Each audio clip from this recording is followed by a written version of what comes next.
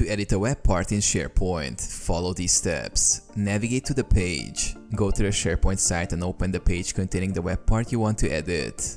Enter Edit Mode. Click on the Edit button in the top right corner of the page to enter editing mode. In modern SharePoint sites, this button is usually labeled Edit or can be accessed from the Settings menu. Select the web part. Once in Edit mode, locate the web part you wish to modify. Hover over the web part to reveal the Edit Web Part button or a small drop-down menu. Edit Web Part Settings. Click on the Edit Web Part button or the drop-down menu and select Edit Web Part or Configure. This will open the Web Part Settings panel on the right side of the screen or in the dialog box. Modify Properties. In the Settings panel, adjust the properties of the web part as needed.